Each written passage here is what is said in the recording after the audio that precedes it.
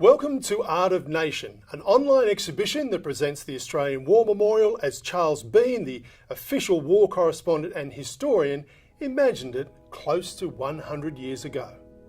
Hi, I'm Mark Riley, political editor for Channel 7 and board member of the CEW Bean Foundation. During the centenary of the First World War, the Australian War Memorial and Ortelia Interactive Spaces have partnered to create a virtual museum based on Bean's original plans. Since 1916, Bean held ambitions for a future national collection and museum. The ongoing fighting and incredible loss suffered by the Australian forces on the Western Front cemented these plans and his desire to honour and recognise their immense sacrifice. Bean first made the suggestion of a National War Museum to the Secretary of the Department of Defence in April 1917, shortly after the formation of the Australian War Records section. In early 1918, he clarified what would be achieved through such an institution, publishing the article "Australian Records Preserved as Sacred Things." Meanwhile, he and the staff of the AWRS continued their collecting work and expanded and refined the official art and photographic schemes. In 1919, as he returned from the battlefields of Europe, Charles Bean sketched out a vision for an Australian War Memorial Museum.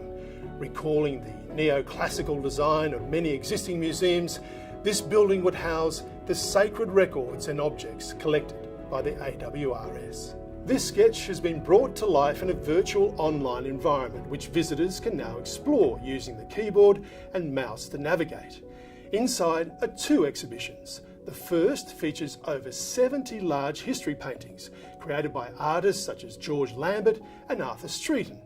The second display recreates the first Australian-led exhibition of official war photographs that was staged in London in May 1918. Overseen by the Australian High Commission and arranged in part by Australian official photographer Frank Hurley, Australian official war pictures and photographs were developed to show Australia's contribution to the war. Visitors can explore the memorial's First World War official war art collection. Large history paintings were commissioned to be displayed so that they would depict the history of Australia at war. Art of Nation fulfills this intention, the first time the works have been displayed together. The field sketches drawn by the official war artists have been pinned to Google Maps, inviting the audience to compare the drawings and these places today via Street View.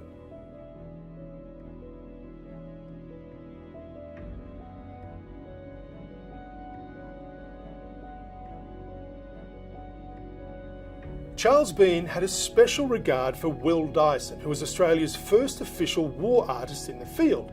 They met when Dyson arrived on the Western Front in the bleak winter of December 1916. Dyson also served the longest, drawing the AIF soldiers throughout the rest of the war. Bean proposed a gallery dedicated to Dyson's drawings to be displayed in perpetuity. The first Australian-led exhibition of Australian official photographs staged in May 1918 has been recreated in the Western Gallery space, showcasing the work of renowned photographers and polar explorers Frank Hurley and Hubert Wilkins. This display was one of the earliest exhibitions of the official photographic record arranged by those closest to the content. This display includes two additional interactives which explore the most interesting aspects of the London exhibition and elements hitherto unexamined by the memorial, the composites and the colour magic lantern slide display. A popular feature of the 1918 exhibition was the magic lantern show of colour slides taken by Frank Hurley and Hubert Wilkins on the Western Front and Palestine. With no colour printing method available at the time, these images were the only way the public could experience the war in its true and natural colour.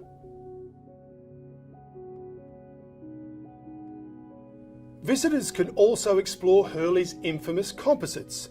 Prior to the exhibition, Bean and Hurley had clashed over Hurley's desire to combine negatives taken of separate incidents into one composite image. Hurley threatened to resign and was eventually granted permission to produce 6 for the exhibition. These interactives show the source of the images used in each composite and how Hurley may have constructed them.